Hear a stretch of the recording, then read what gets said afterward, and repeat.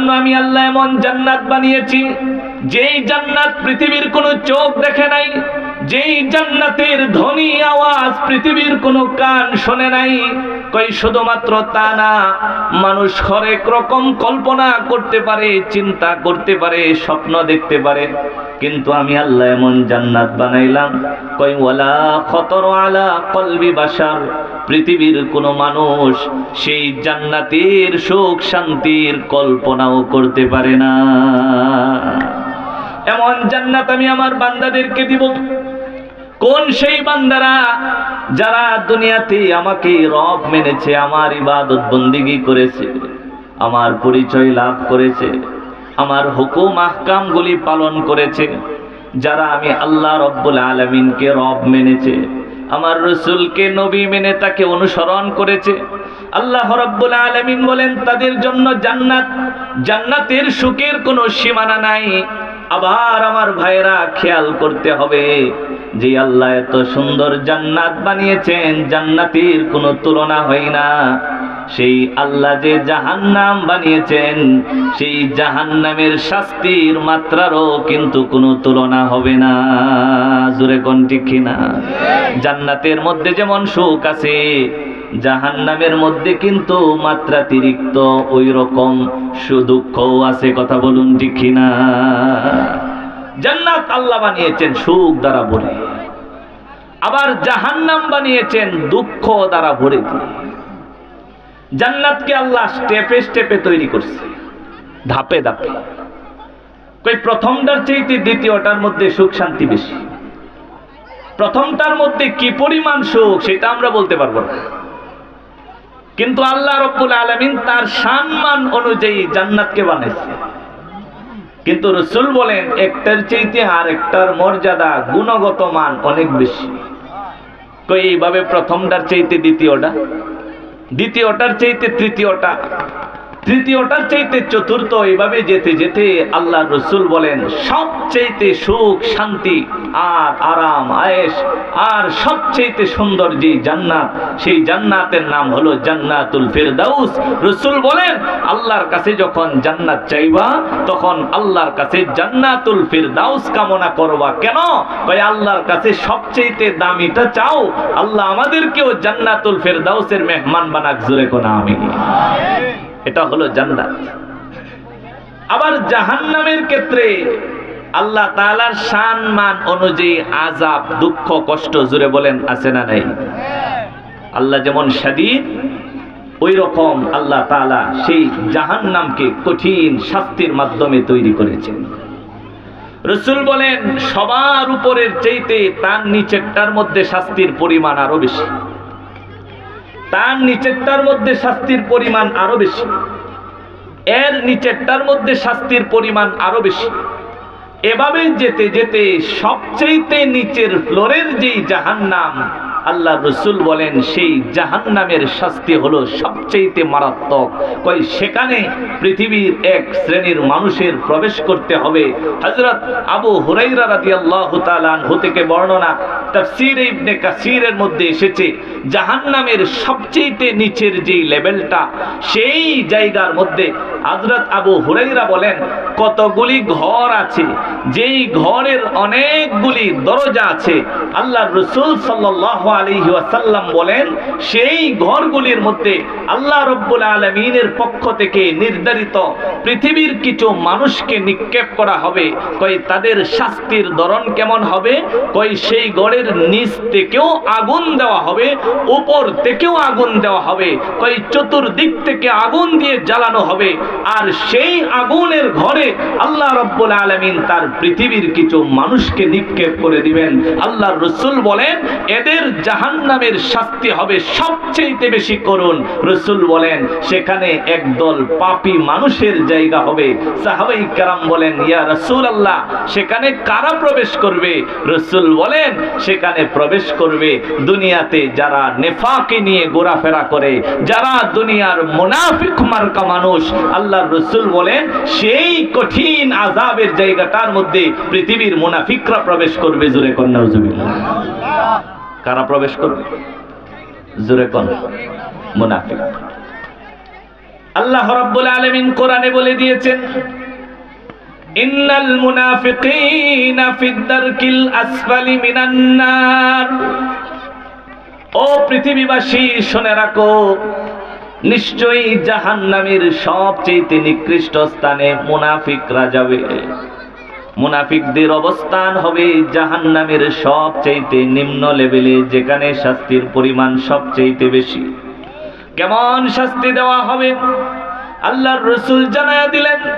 ঘর হবে, যেই ঘরের অনেকগুলি দরজা হবে, কই সেই ঘরের মধ্যে মুনাফিককে নিক্ষেপ করা হবে। উপর থেকেও আগুন দেওয়া হবে, নিচ থেকেও আগুন দেওয়া হবে। জিজ্ঞাসা করা হয় তারা কারা? নবী বলেন তারা হলো মুনাফিক।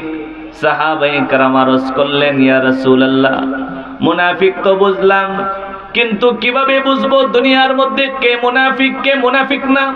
কার ভিতরে নেফাকি আছে, কার ভিতরে নেফাকি নাই? কারণ যার ভিতরে নেফাকি কপটতা আছে সেই ব্যক্তিটা তো মুনাফিক। আর মুনাফিকের জায়গা তো জাহান্নামের সবচেয়ে নিকৃষ্ট জায়গায়।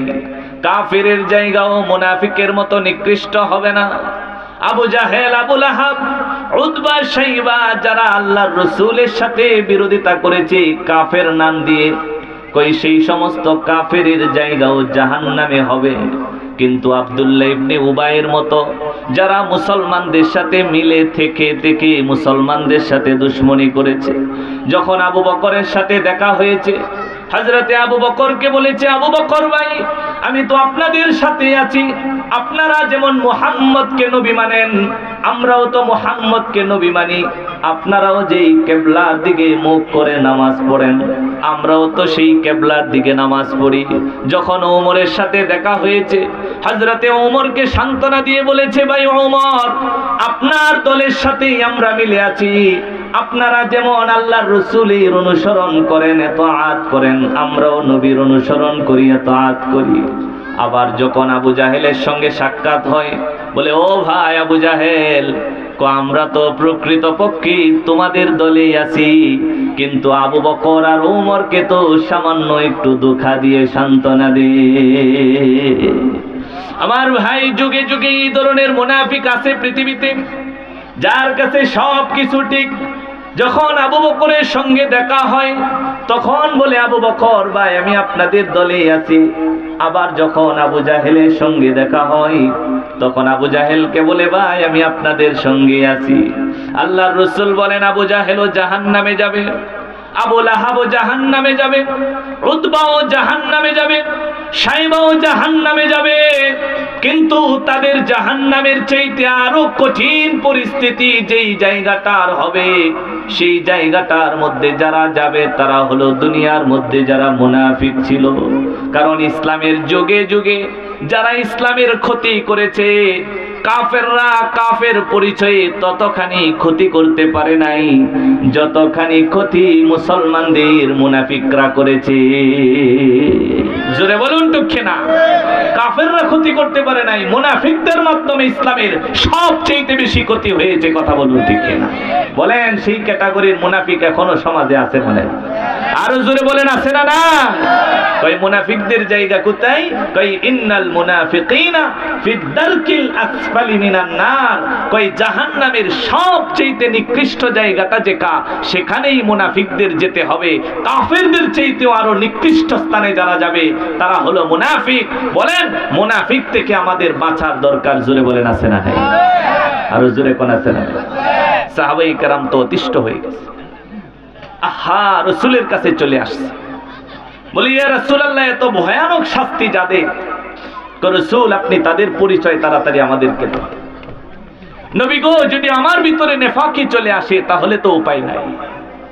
হযরতে আবু বকর চিন্তা করে মুনাফিক হয়ে গেছে কিনা। আমার ভাই খেয়াল করেন, আমিরুল মুমিনিন হযরতে ওমর চিন্তা করে মুনাফিক হয়ে গেল কিনা, অথচ আল্লাহর রাসূল তাদেরকে দুনিয়াতে থাকতেই জান্নাতের সুসংবাদ দিছে। নবীজি একসাথে 10 জন সাহাবাকে জান্নাতের সুসংবাদ শোনাইছে। হযরতে আবু বকর, হযরতে ওমর, হযরতে ওসমান, আলী, তালহা, জুবাইর, আব্দুর রহমান ইবনে আউফ, সাআদ ইবনে আবি ওয়াক্কাস, সাইয়্যিদ ইবনে যায়েদ, আবু উবাইদা ইবনুল জাররাহ রাদিয়াল্লাহু আনহুম আজমাইন। কত সৌভাগ্য মানুষ তারা, কই এখনো পর্যন্ত মালাকুল মাউতের সাথে সাক্ষাৎ হয় নাই, দুনিয়ার হায়াত এখনো ফুরায় নাই, জীবিত থাকতেই আল্লাহর রাসূলের পক্ষ থেকে জান্নাতের সুসংবাদ পায়া টিকেট পায়া গেছে। হযরতে আবু বকর পৃথিবীর শ্রেষ্ঠ সিদ্দিক, আল্লাহর রাসূলের পরেই যার মর্যাদা, সেই আবু বকর চিন্তা করে মুনাফিক হয়ে গেলাম কিনা, বারবার জিজ্ঞাসা করে আমার নামটা কি মুনাফিকদের লিস্টে চলে আসলো কিনা। হযরতে ওমর রাদিয়াল্লাহু তাআলা আনহু বারবার প্রশ্ন করে দেখো আমার নামটা কি মুনাফিকদের লিস্টে চলে আসলো কিনা। কেন আবু বকর চিন্তা করে, ওমর চিন্তা করে? কারণ আল্লাহর রাসূল বলে দিয়েছেন, ও সাহাবারা, মুনাফিকদের জায়গা হলো জাহান্নামের সবচেয়ে নিকৃষ্ট জায়গা। সাহাবাদের মধ্যে শোরগোল পড়ে গেছে, কই ইয়া রাসূলুল্লাহ যদি আপনি একটু পরিচয়টা দিয়ে দিতেন। কোন নবী সব জিনিস চিনার তো একটা লক্ষণ আছে, জোরে কোন আছে না নাই? লক্ষণ আছে না? আপনারা বাইম মাছ ধরেন না, আবার কুচ্চেও তো আছে নাকি? আমরা কিশোরগঞ্জের মানুষ, কুচ্চিত তো কই। তাহলে বাইম মাছ আর কুচ্চিয়া চিনার মধ্যে জোরে কোন লক্ষণ আছে না? না কুচ্চারে বাইম কয়ে বাজারে নিবে, পিটনি একটা মাটিত পড়বো নি? আপনারা যদি বাজারও জানি যে নয়াটি না বাজারও গেছেন, কুচ্চা লয়ে গেছেন, গিয়া কইতাছেন বাইম মাছ, তাই মুরব্বী পিটনি কি মাটিত পড়বো না ফিডো পড়বো? ফিডো পড়বো। প্রত্যেকটা জিনিস চেনার জন্য একটা লক্ষণ আছে, এটা আমার চেয়ে ভালো বুঝবেন কুচ্চের কি লক্ষণ আর বাইমের কি লক্ষণ। পৃথিবীর প্রত্যেকটা জিনিস চেনার জন্য আল্লাহ রাব্বুল আলামিন লক্ষণ দিয়ে দিছে। আল্লাহর রাসূলের কাছে সাহাবায়ে কেরাম আসছে, ইয়া রাসূলুল্লাহ কি ভয়ানক কথা শোনাইলেন, আবু জাহেল আবু লাহাব তারাও জাহান্নামে যাবে, কিন্তু তাদের অবস্থার চাইতে আরো করুণ অবস্থা হবে তাদের যারা মুনাফিক। ইয়া রাসূলুল্লাহ তাড়াতাড়ি কন্যা মুনাফিক কারা? রাসূল মুনাফিক কিভাবে চিনবো? আল্লাহর রাসূল বলেন, সাহাবারা রে, মুনাফিকের লক্ষণ আছে। নবীজি একটা হাদিস বর্ণনা করে দিলেন, কয় মুনাফিকের লক্ষণ হলো দুনিয়াতে তিনটা। জোরে কোন কয়টা? আরো জোরে কোন কয়টা? তিনটা। আবার আরেক হাদিসের মধ্যে আল্লাহর রাসূল বলেছেন মুনাফিকের লক্ষণ হলো চারটা। তাহলে আমি যদি আপনাদের কাছে চারটা বলে দেই, তাহলে দুইটা হাদিস থেকেই বলা হয়ে গেল, কথা ঠিক না ভাই? রাসূল বলছেন মুনাফিকের জায়গা জাহান্নামের সবচেয়ে নিকৃষ্ট স্থানে। সেই মুনাফিক চেনার জন্য আল্লাহর রাসূল চারটা আলামতের কথা বলে গেছেন, চারটা চিহ্ন বলেছেন, চারটা লক্ষণ বলেছেন। আল্লাহর রাসূলের সেই কথাগুলিকে যদি আমরা সামনে রাখতে পারি আর নিজেরা যদি একটু বিবেচনা করি যে আমি কি মুনাফিকের অন্তর্ভুক্ত হয়ে গেলাম কিনা, যদি এমনটা হয়ে যায় তাহলে তাড়াতাড়ি নেফাক থেকে নিজেকে বাঁচানো। কেন ভাই, মুনাফিক অবস্থায় যদি মারা যাই, আল্লাহর কসম আমার সাথে আপনার সাথে কবরের ব্যবহার ভালো হবে না। মুনাফিক অবস্থায় যদি মারা যাই, আমার আপনার সাথে মুনকার নাকিরের ব্যবহার ভালো হবে না। মুনাফিক অবস্থায় যদি মারা যাই, হাসরের মাঠে আমার আপনার সাথে আল্লাহর ব্যবহার ভালো হবে না। মুনাফিক অবস্থায় যদি মারা যাই, মিজানের পাল্লায় আমার আপনার অবস্থা ভালো হবে না। ফুলসিরাতে আমার আপনার অবস্থা ভালো হবে না। এই কারণে মৃত্যুর পরে প্রত্যেকটা ঘাঁটিতে যদি ভালো অবস্থা আশা করি, তাহলে নেফাকি থেকে, মুনাফিকি থেকে বাঁচার দরকার। জোরে বলেন আছে না নাই? ভালো করে শুনবেন, রাসূল বলছেন মুনাফিকের আলামত কয়টা? চারটা। আরেক হাদিসে বলছেন কয়টা? তিনটা। আমি চারটাই বলে যাব। নবীজি বলেন মুনাফিকের আলামত হলো চারটা।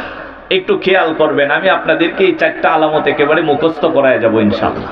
পারবেন না সবাই? আমি ওয়াজের পরে জিজ্ঞাসা করব, প্রশ্ন করব, বিশেষ করে যুবক ভাইরা, প্লিজ অ্যাটেনশন। সবাই খেয়াল করেন, আল্লাহর রাসূল বলছেন মুনাফিকের আলামত কয়টা? এগুলা লক্ষণ দেখা দেখা চিনতে হবে তো ভাই, কে মুনাফিক কে মুমিন। কথা বলুন ঠিক না? মুমিন আর মুনাফিকের মধ্যে যদি তফাতই না করতে পারি, তাহলে কি শিখলাম ইসলাম? নিজেও মুনাফিক হয়ে গেলাম কিনা সেটাও দেখতে হবে, আবার কে মুনাফিক হলো কে মুমিন রইলো সেটাও চিনতে হবে। কথা ঠিক কিনা? কারণ আমি যদি মুমিন হই, তাহলে আমার বন্ধু কি মুনাফিক হবে না মুমিন হবে? জোরে বলেন, মুমিন না মুনাফিক? আমি মুমিন, আমার বন্ধু অবশ্যই হবে কি মুমিন। কোন মুনাফিকের সাথে আমাদের কোনো সম্পর্ক নাই, কথা বলুন ঠিক কিনা? কোন মুনাফিক, কোন কাফেরের সাথে আমাদের কোনো বন্ধুত্ব নাই, কথা বলুন ঠিক কিনা? আমরা মুমিন, আমাদের বন্ধু, আমাদের ভালোবাসার মানুষ, আমাদের মুহাব্বতের মানুষ, আমাদের অনুসরণের মানুষও হবে মুমিন, কথা বলুন ঠিক কিনা? রাসূল বলছেন মুনাফিক চিনতে হলে আলামত কয়টা? চারটা। এই চারটা আলামত আমাদের সবার মুখস্থ করতে হবে, একেবারে শুরু থেকে শেষ, ডান থেকে বাঁ পর্যন্ত, যুবক থেকে বৃদ্ধ, একেবারে সব বয়সীর মানুষ। অন্তত আজকে এই চারটা আলামতের কথা আপনাদের শিখতে হবে, যে হুজুর বলে গেছিলেন মুনাফিকের লক্ষণ হলো চারটা। এই চারটা লক্ষণের কোনো একটা লক্ষণ যদি পাওয়া যায় তাহলেই বুঝে নিতে হবে অবস্থা ভেজাল হয়ে গেছে, তাড়াতাড়ি অবস্থার পরিবর্তন ঘটাতে হবে, কথা বলুন ঠিক। তাহলে আমরা শিখবো মুনাফিকের আলামত কয়টা? চারটা। আল্লাহর রাসূল থেকে বর্ণনা, নবীজি বলেন মুনাফিকের আলামত চারটি। এর মধ্যে প্রথম নাম্বার আলামত হলো, নবী বলেন ইযা হাদ্দাসা কাযাবা। মুনাফিক যখন কথা বলে তখন কথায় কথায় মিথ্যা কথা বলে।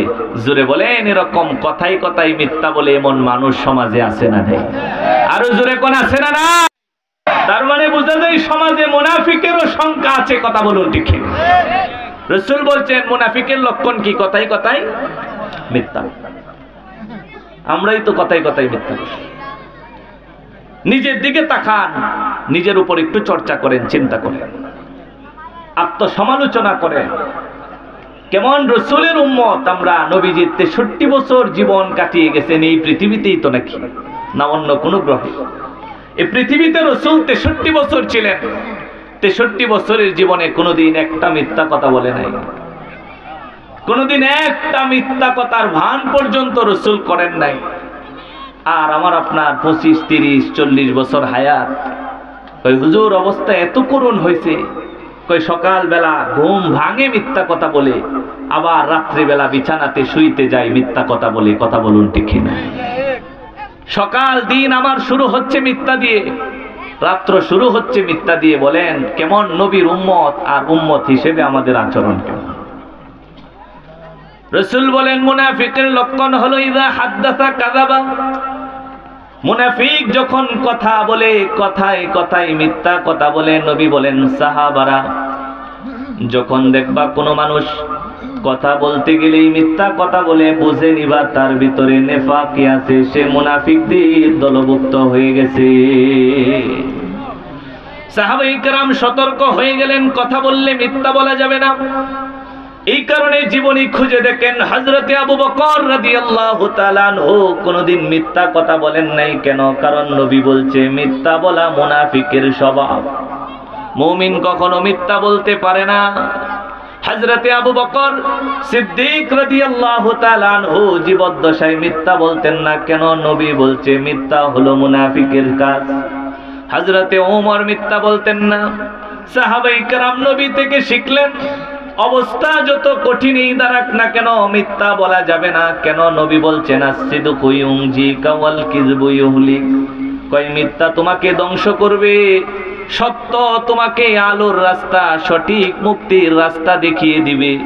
হয়তো অবস্থা প্রতিকূল দেখা যায়, কিন্তু সত্য কথা বলে দাও, আল্লাহ রব্বুল আলামিন সত্যের মাধ্যমে মুক্তির ব্যবস্থা করে দিবে। এই কারণে বলেন আজকে থেকে সত্য বলবো না মিথ্যা বলবো। আর জোরে বলতে হবে ভাই, বলেন সত্য বলবো না মিথ্যা বলবো। হযরত আবু বকর সিদ্দিক রাদিয়াল্লাহু তাআলা রাসূলের কাছ থেকে শুনছে যে মিথ্যা কথা বলা যাবে না, সত্য বলতে হবে। হিজরতের রাতে আল্লাহ রাসূলকে নিয়ে মক্কা থেকে ইয়াসরিবের দিকে রওনা করছে। আল্লাহর রাসূল হলেন ওনার সামনে, উনি হলেন আল্লাহর রাসূলের পিছনে। হযরতে আবু বকর সিদ্দিক রাদিয়াল্লাহু তাআলা আনহু যাচ্ছেন রাস্তার মধ্যে। হযরত আবু বকর তো ব্যবসা বাণিজ্য করতেন, অনেক জায়গায় ওনার অনেক পরিচিত লোক ছিল। আপনাদের এলাকায় যারা ব্যবসা বাণিজ্য করে তাদের পরিচিত বিভিন্ন লোক বিভিন্ন এলাকাতে থাকে না? এদিক দিয়ে আপনারা গেছেন চামড়া বন্দরে, এইখানে এক লোক আপনারে কই ভাই বাবাজি কই গেছিলে, সে আপনার সাথে ব্যবসার খাতিরে খাতির হয়েছে। হযরত আবু বকর সিদ্দিক রাদিয়াল্লাহু তাআলা আনহু ব্যবসায়ী মানুষ ছিলেন, ব্যবসার খাতিরে অনেকের সাথে দেখা গেছে সম্পর্ক। তো আল্লাহর রসুল তো আর আবু বকরের মতো ব্যবসা করতেন না। তো যার ফলে অনেক মানুষ এমন আছে যারা আবু বকরকে চিনে কিন্তু রসুলকে চিনে না। হযরতে আবু বকর আল্লাহর রসুলকে সাথে নিয়ে মক্কা থেকে হিজরত করে গারে সাউরে সময় কাটিয়ে এরপরে ইয়াসরিবের দিকে রওনা করছে। রাস্তার মধ্যে তো মহাবিপদ। এদিক দিয়ে আবু জাহেল তো ঘোষণা করে দিছে যে যদি কেউ মুহাম্মদকে জীবিত অথবা মৃত অবস্থায় আনতে পারো তাহলে তাকে 100 উট পুরস্কার দেওয়া হবে। নাউজুবিল্লাহ।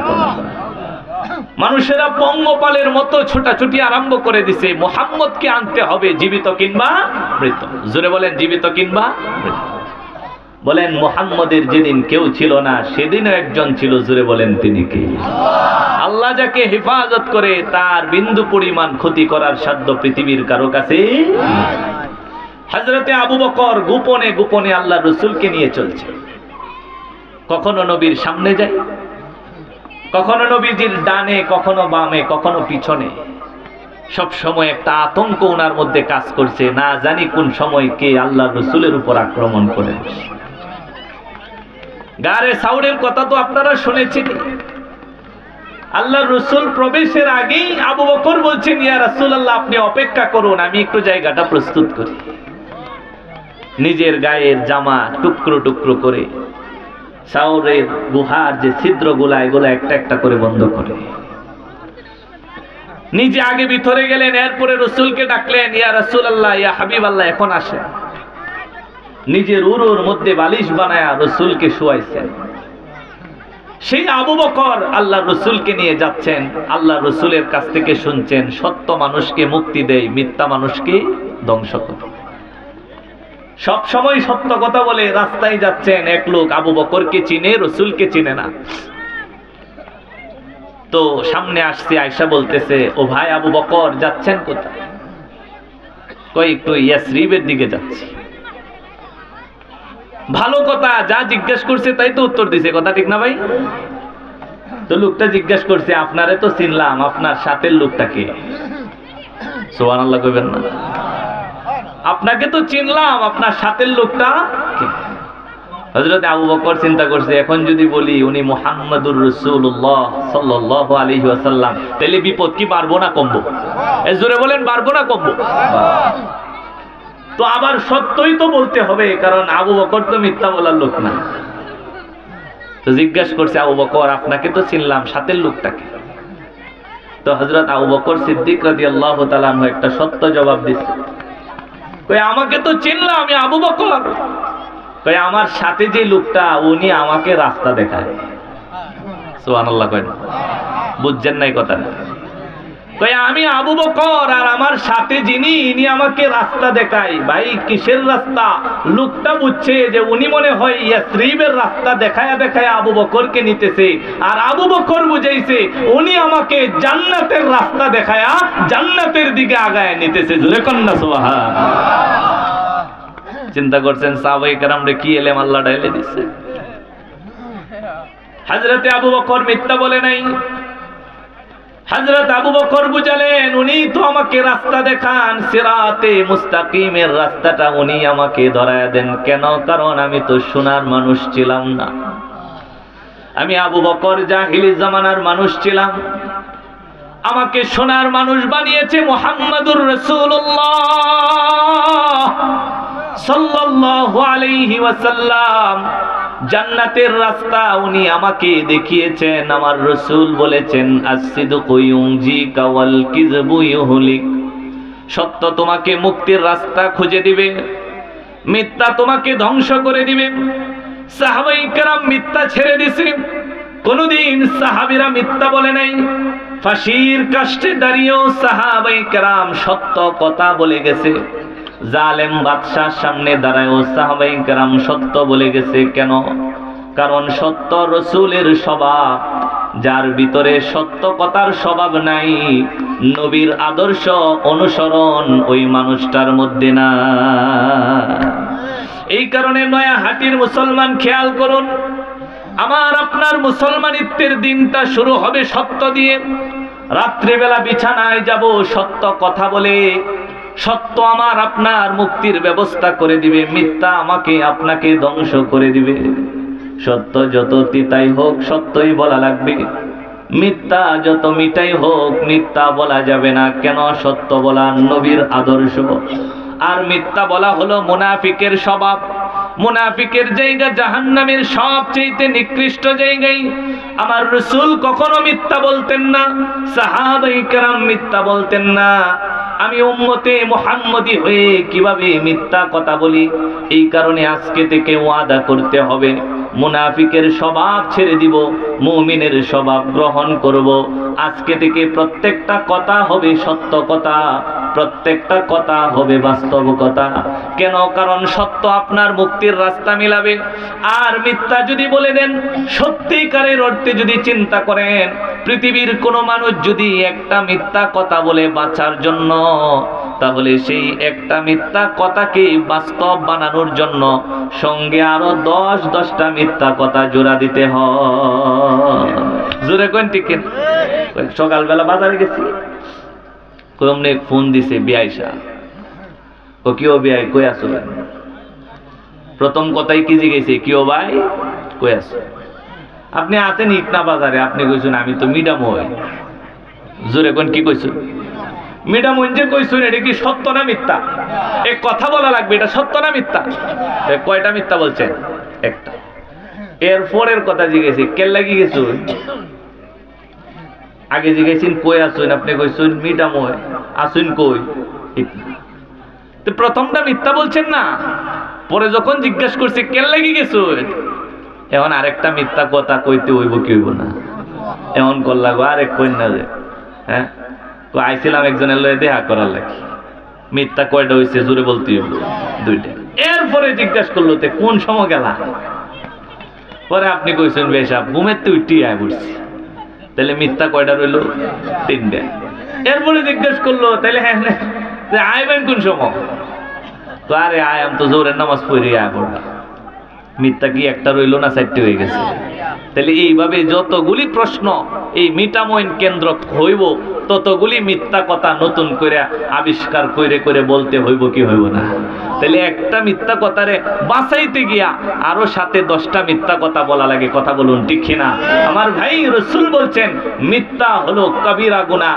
একটা কবিরা গুনাহ যদি পৃথিবীর কোনো মানুষের আমল নামায় থেকে থাকে, আল্লাহ যদি ক্ষমা না করে, তাহলে একটা কবিরা গুনাহ একটা মানুষকে টানতে টানতে আল্লাহ জাহান্নামে নেওয়ার জন্য যথেষ্ট। আর আপনার হর রোজ মিথ্যা কথা দিয়ে আপনার আমল নামা ভরে দিচ্ছেন। সকাল আপনার শুরু হয় মিথ্যা দিয়া, রাত্র আপনার শুরু হয় মিথ্যা দিয়া, ঘুম থেকে উঠেন মিথ্যা কথা বলে, আবার ঘুমাতে যান মিথ্যা কথা বলে। ভাই নিজের দিকে একটু তাকান, আমল নামা যে কবিরা দিয়ে ভারী করতেছেন, আল্লাহর জান্নাত তো আপনার থেকে দূরে সরে যাচ্ছে। এই কারণে আমার ভাই আজকে থেকে ওয়াদা করতে হবে, আমরা আর কখনো মিথ্যা কথা বলবো না। কারা কারা রাজি আছি হাত দেখতে চাই? নারায়ে তাকবীর। আল্লাহ কবুল করুন, জোরে কনা আমি। কয়দিন পরে তো মিথ্যা কথার মিছিল বেরোবে, কথাটি কি ঠিক না? আর 1-2 মাস পরে মিথ্যা কথার কি বেরোব? মিছিল বেরোবে। হুজুর চিল্লায়া মিথ্যা কথা কইব, কয়েকটা আবিজাবিরে সামনে দিব, দিয়া কইব অমুক ভাইয়ের চরিত্র ফুলের মতো পবিত্র, অথচ নারী নির্যাতনের মামলা আছে 4টি। তাহলে এটি মিথ্যা কথা না সত্য কথা? মিথ্যা কথা। মসজিদে আইসা মিথ্যা কথা বলবো, বলেন শুরু হবে কি হবে না? তাহলে যে মিথ্যা কথা বলে সে কি? মুনাফিক। কোন মুমিনের বন্ধুত্ব কোন মুনাফিকের সঙ্গে হতে পারে না। কথা বলুন ঠিক? আমার ভাইরা খেয়াল করবেন, আল্লাহর রাসূল বলেন মুনাফিকের লক্ষণ হলো 4টা। এর মধ্যে প্রথম নাম্বার যে কথা নবীজি বলেন মুনাফিকের আলামত হলো ইযা হাদ্দাসা কাযাবা। কই মুনাফিক যখন কথা বলে তখন মিথ্যা কথা বলে। আজকে থেকে ওয়াদা করলাম মিথ্যা কথা আর কোনোদিন বলবো না। নবী বলেন এরপরে সাহাবারা শুনে রাখো, 2 নাম্বার আলামত হলো ওয়াইদা ওয়াদা খুলাফা। কই মুনাফিক যখন কোনো ওয়াদা করবে তখন ওয়াদা রক্ষা করবে না, ওয়াদা ভেঙে ফেলবে। কই বাবা মারা গেছে, জানাজার নামাজ আলিয়া মাদ্রাসার মাঠে হাজির হয়েছে, এখানে শত শত মানুষের সমাগম হয়েছে, খাটিয়ার পাশে ছেলেটা দাঁড়াইছে, অন্তরটা একেবারে জীর্ণ শীর্ণ, চোখ দিয়ে অশ্রুর ফোঁটাগুলি টপ টপ করে পড়তেছে, দিলটা বড় নরম হয়ে গেছে। আর মানুষের সামনে মাইকটা নিয়ে বলতেছে, আহা কত কষ্ট করে বাবা জীবন যাপন করছে, কয়কালি কষ্ট করে আমাদের জন্য এই জায়গা জমি রাখলো, নিজে ভোগ করলো না, বিলাসিতা করলো না, কয়েকটা নতুন কাপড় পরলো না, কয় ভালো খাইতে চেষ্টা করলো না, যা কিছু করেছে সব আমাদের জন্য রেখে গেছে। আজকে শেষ বিদায়ের সময় বাবা কোনো কিছুই নিজের সঙ্গে নিয়ে যাইতে পারলো না, সব আমাদের জন্য রেখে গেল। দিলটা বড় নরম হয়েছে। এই কারণে হুজুরের সঙ্গেও কথা হয়েছে, জানাজার মাঠে সবার সামনে ঘোষণা দিয়া দিছে, কয় আমাদের পূর্বের বন্দে যেই জায়গা আছে আব্বার, এই জায়গা থেকে 10% জমিন মসজিদের নামে দিয়ে দিলাম। নিয়ত করে দিয়ে দিছি 10% জমিন মসজিদের নামে। কয় মনটা নরম ছিল, চোখ দিয়ে পানির ফোঁটাগুলি পড়তেছিল। শত শত মানুষ বাবার খাটিয়ার সামনে ছিল, মুখ ফুসকে ওয়াদা করে দিছে 10% জমিন মসজিদে। কই বাবারে দাফন করা হয়ে গেছে, 3 দিন শেষ, 7 দিন শেষ, 40 শেষ হয়ে গেছে। কই আস্তে করে নরম দিল শক্ত হয়ে গেছে, চোখের পানিগুলি মুছায় দিছে। পরিবারের মধ্যে যে কান্নার রোল পড়েছিল, পরিবারটাও আগের অবস্থায় ফিরে গেছে। কয় এবার ইমাম সাহেব যোগাযোগ করে, ভাই মসজিদের জন্য যে 10% জায়গা দেওয়ার নিয়ত করছিলেন, ওয়াদা করছিলেন, খবর কি? ভাই টেনশনে পড়ে গেছি। কই কথা কই না যে ওয়াদা তো করছিলাম, কিন্তু এমন এক ঝামেলার মধ্যে পড়ছি, জায়গাটা মনে হয় আর মসজিদের মধ্যে দিতে পারলাম না। কই এমন খাসলতের মানুষ সমাজে আছে না নাই? আল্লাহর নবী বলেন এটা হলো মুনাফিকের স্বভাব। ইযা ওয়াদা খুলাফা, কই যখন ওয়াদা করবে তখন ওয়াদা ভঙ্গ করবে। বলছি আপনার সঙ্গে আগামী কালকে দেখা হবে, অথচ আগামী কাল গিয়া পরশু গিয়া তরশু চলে গেল, দেখার নামে খবর নাই। এইরকম ওয়াদা ভঙ্গ করে মানুষ আছে না নাই? বুটের সময় হয়ে গেছে, কালারিং একটা টুপি লাগাইছে, মসজিদের মধ্যে দৌড়াইয়া আসছে জুমার দিন, ইমাম সাহেবের কাছ থেকে কোন রকম মাইকটা হাতে নিছে। তো এলাকার মানুষেরা যদি ভোট দেন আমাকে, যদি আমাকে নির্বাচিত করেন, প্রথম রাস্তাটাই আপনাদের জন্য করে দিব। কয়ের পরে ভোট দিলেন, বিশ্বাস করে ক্ষমতার মসনদে আসলো, চেয়ারে বসলো, বলছে প্রথম কিংবা দ্বিতীয় বছরে রাস্তা হয়ে যাবে। চেয়ারে বসার পরে প্রথম দ্বিতীয় না, লাগাতার 15 বছর চলে গেছে, এখনো সেই এলাকার মানুষ রাস্তার মুখ দেখতে পারে নাই। এমন ওয়াদা ভঙ্গকারী বলেন মানুষ সমাজের মধ্যে আছে না না? এই ওয়াদা ভঙ্গ করা, জোরে বলেন কার স্বভাব? আরো জোরে বলতে হবে কার স্বভাব? মুনাফিকের স্বভাব। রাসূল বলেন মুনাফিক যখন ওয়াদা করে তখন ওয়াদা ভঙ্গ করে, বলার সময় মুখ ভরে বলে আর করার সময় চাইরানাও করে না। এই ধরনের স্বভাব যদি ভাই আমার আপনার ভিতরে থাকে, আজকে এখন ঝেড়ে ফেলে দেন। আল্লাহ আপনার কাছে তওবা করতেছি, আজকে থেকে আর কোনো ওয়াদা করলে ভাঙবো না, ওয়াদাগুলি রক্ষা করার চেষ্টা করব। আল্লাহ আমাদেরকে কবুল করুন, জোরে কোন আমিন। কোন বান্দা যদি ওয়াদা করার পরে ওয়াদা রক্ষা করতে চায়, তাহলে আল্লাহ রব্বুল আলামিন তাকে সহযোগিতা করে, জোরে কোন সুবহানাল্লাহ। এই কথা সত্য না মিথ্যা? জোরে কোন সত্য না মিথ্যা? সহিহ বুখারীর মধ্যে আল্লাহর রাসূল সাল্লাল্লাহু আলাইহি ওয়াসাল্লাম একটা ঘটনা বর্ণনা করছে। হযরত আবু হুরায়রা রাদিয়াল্লাহু তাআলা আনহু থেকে বর্ণিত, নবীজি সাল্লাল্লাহু আলাইহি ওয়াসাল্লাম একটা ঘটনা বলছে, খেয়াল করবেন তাহলে বুঝবেন। আল্লাহর রাসূল সাল্লাল্লাহু আলাইহি ওয়াসাল্লাম বলেন, বনি ইসরাইলের যুগে একজন লোক বিপদে পড়ে আরেকজন লোকের কাছে 1000 দিনার কর্জা চাইছে। কত দিনার? 1000 দিনার। বলছে ভাই আপনি আমারে 1000 দিনার কর্জা দেন, আমি আপনারে সময় মতো দিয়ে দিব। 1000 দিনার বর্তমান যুগের কয়েক লক্ষ টাকা হবে। ভাই আপনি আমাকে এই টাকাগুলি ধার দেন, কর্জা দেন, সুদ না, সুদ না। এখন কর্জা চাইলে কেউ দেয়? তো কর্জা চাইছে, ভাই আমারে কর্জা দেন, আমি আপনারে সময় মতো দিয়ে দিব। তো এই লোকটা বলতেছে, ভাই কর্জা যদি আপনাকে দেই তাহলে আপনি এক কাজ করুন, ফাতিনি শুহাদা উশহিদুহুম, আপনি কয়েকজন সাক্ষী আমার কাছে নিয়ে আসেন, যাদেরকে সাক্ষী বানায়া আপনারে 1000 দিনার কর্জা দিব। কয়েকজন কি আনেন? জোরে কোন? সাক্ষী আনেন।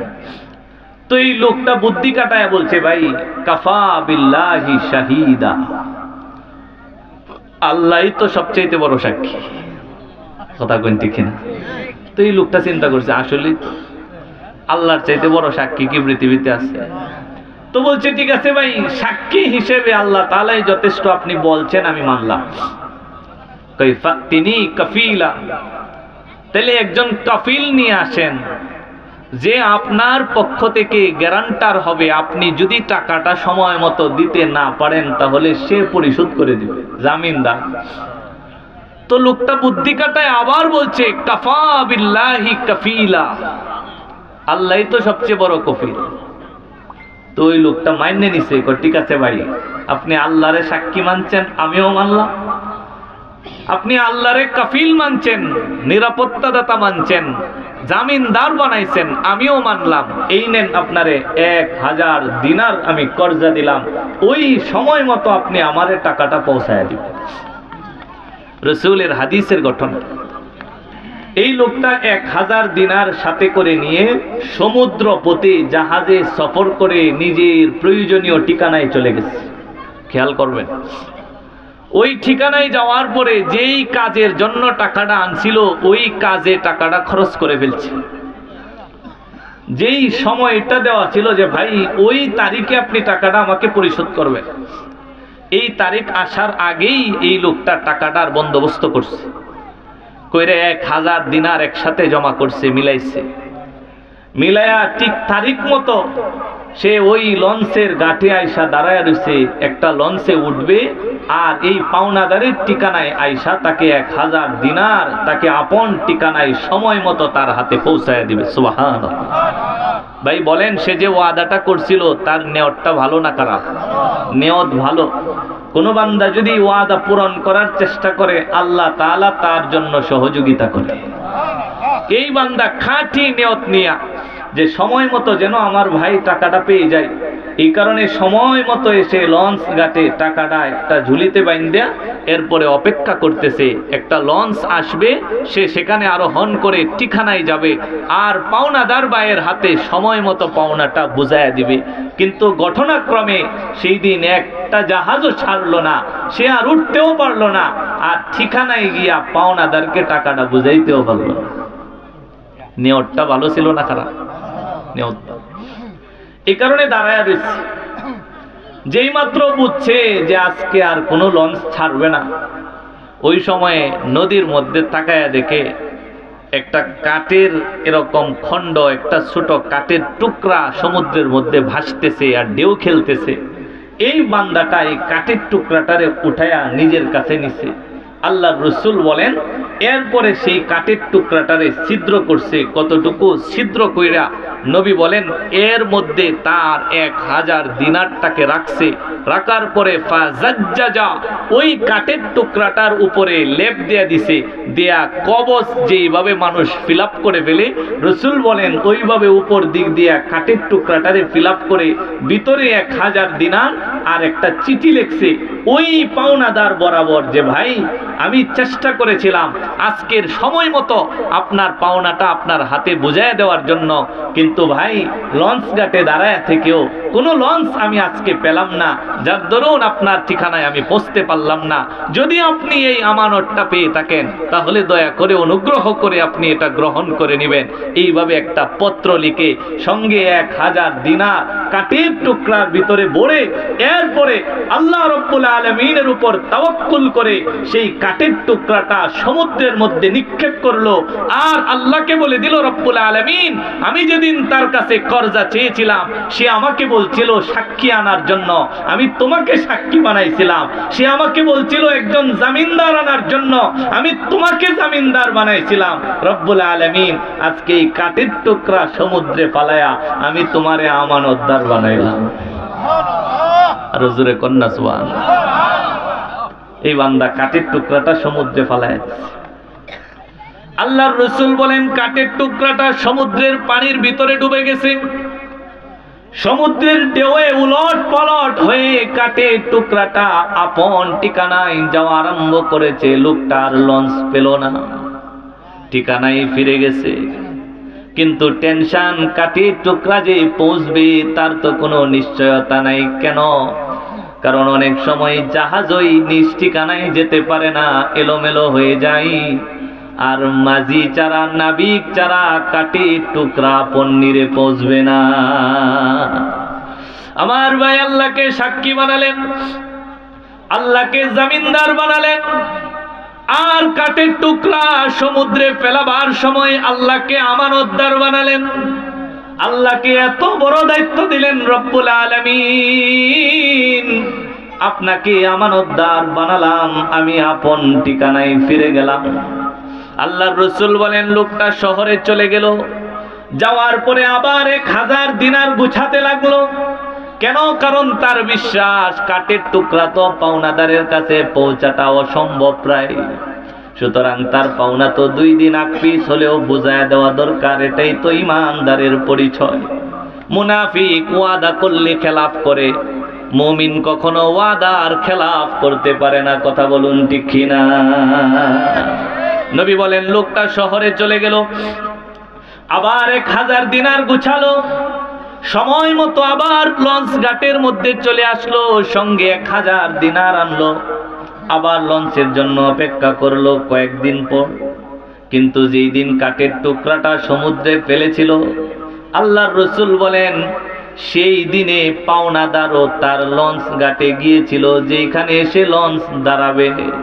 পাওনাদার ভেবেছিল আমার তো সেই কর্জাওয়ালা লোকটা আসতেছে, সে তো এই লঞ্চ ঘাটে নামবে আর আমার হাতের মধ্যে 1000 দিনার পাওনাটা বুঝায় দিবে, আজকেই তো পরিশোধ করার তারিখ। এই চিন্তা করে লঞ্চ ঘাটে। নবী বলেন, থাকতে থাকতে সন্ধ্যা হয়ে গেছে। লোকটা বুঝছে আজকে আর কোনো লঞ্চ আসবে না, মনে হয় আজকে আর আমার পাওনা আমি বুঝে পাবো না, সুতরাং বাড়িতে চলে যায়। নবী বলেন, হঠাৎ করে সমুদ্রের দিকে তাকালো, তাকায়া দেখে সাগরের কিনারার মধ্যে কাঠের একটা টুকরা ভাসতেছে, ডুবতেছে। আল্লাহর রাসূল বলেন, পাওনাদার চিন্তা করলো এমনিতেই খালি হাতে বাড়িতে ফিরে গিয়ে লাভ কি? কাঠের একটা টুকরা যেহেতু পাইছি, নিয়ে যাই, বিবি সাহেব রান্নার কাজে লাগাইতে পারবে। সুবহানাল্লাহ কয় না?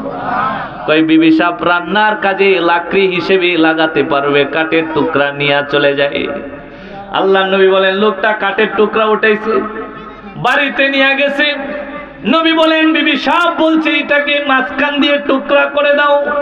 এই লোকটা কাঠের টুকরাটারে মাঝখান দিয়ে যখন ফাড়তে গেল, অমনিতেই ভিতর থেকে একটা পুটলা বাহির হলো।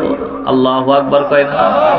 একটা পুটলা বাহির হইল, সঙ্গে একটা রিসালা, একটা চিঠিও পাওয়া গেল। চিঠিটা খুলে সঙ্গে সঙ্গে তাকায় দেখে ওই যে ঋণদার, তার পক্ষ থেকে লেখা চিঠি। কয়, আমার পক্ষ থেকে আমি আপনার পাওনাটা সময় মতো পরিশোধ করতে পারলাম না, যদি কোনোভাবে আপনার কাছে পৌঁছে অনুগ্রহপূর্বক আমার পাওনাটা আপনি বুঝে নেবেন। আল্লাহর রাসূল বলেন, এই লোকটা দিনারগুলি পেয়ে গেলেন।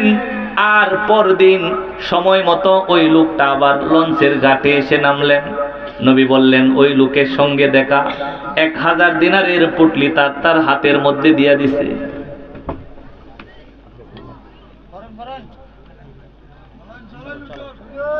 আল্লাহ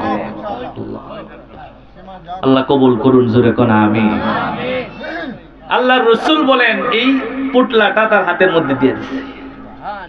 দেওয়ার পরে বলতেছে, ওই যে পাওনাদার লোকটা, সে জিজ্ঞাসা করতেছে, ভাই আপনি আসার আগে আমার কাছে কিছু পাঠাইছিলেন? সুবহানাল্লাহ কইবেন। তো এই লোকটা তাকিদ দিয়া বলতেছে যে, ভাই আমি আপনার কাছে কোনো কিছু পাঠাবো কিভাবে? আমি তো এই মাত্র লঞ্চে আসছি, এর আগে কোনো লঞ্চই ছাড়ছে না। আমি তো অপেক্ষায় ছিলাম, কোনো লঞ্চ ছাড়ে না বিদায় আপনার কাছে আসতে পারছি না। এই যে লঞ্চটা ছাড়ছি, প্রথম লঞ্চেই আমি আসছি। তো এই লোকটা বলতেছে, ভাই কিছু ছাড়ছেন কিনা? ভাই আমি তো আপনার কাছে কিছু পাঠাইতে পারি না। তো পরে লোকটা বলে দিল, ভাই আপনি যে একটা কাঠের টুকরার ভিতরে আল্লাহকে আমানতদার বানায়া আমার পাওনাটা বুঝায় দিয়া সমুদ্রের মধ্যে আল্লাহর উপর তাওয়াক্কুল করে ছেড়ে দিয়েছিলেন, আপনার রব আপনার আমানত রক্ষা করে আল্লাহ রব্বুল আলামিন নিজ দায়িত্বে আমার হাতের মধ্যে সেটা পৌঁছায়া দিছে। জোরে কন্যা সুবহানাল্লাহ। আল্লাহর রাসূল বলেন, এরপরে এই লোকটা আনন্দে যে 1000 দিনার সাথে নিয়ে আসছিল এটা নিয়ে আবার নিজ বাড়িতে ফিরে গেছে। ভাই বুঝাইতে চাইলাম, বুখারীর বর্ণনায় নবীজি বলছেন, যদি কেউ ওয়াদা রক্ষা করতে চায় আল্লাহ রব্বুল আলামিন তার ওয়াদা রক্ষার জন্য সহযোগিতা করে। জোরে কোন ঠিক না? তাহলে মুনাফিকের আলামত কয়টা?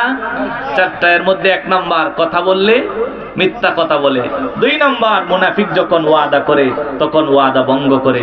3 নাম্বার, আল্লাহর রাসূল বলেন, ওয়াইদা তুমিনা খানা, মুনাফিকের কাছে যখন কোনো আমানত রাখা হয় তখন মুনাফিক সেটাকে খেয়ানত করে ফেলে। আমানত টাকা পয়সা হতে পারে, আমানত কোনো কথাবার্তা হইতে পারে, আমানত কোনো গোপন কথা হতে পারে, আমানত কোনো রাষ্ট্রীয় দায়িত্বও হতে পারে। যেই দায়িত্ব পাওয়ার পরে সেই দায়িত্বের খেয়ানত করে, অপব্যবহার করে। আল্লাহর রাসূল বলেন, যারা আমানতের খেয়ানত করে তারা মুনাফিকের অন্তর্ভুক্ত। কথা বলুন ঠিক না? কয়টা গেছে? 3টা। 4 নাম্বার, রাসূল বলেন, ওয়াইদা খাসামা ফাজার, ওয়াইদা খাসামা ফাজার। রাসূল বলেন, মুনাফিক যখন ঝগড়া লাগে তখন অকথ্য ভাষায় গালিগালাজ করে।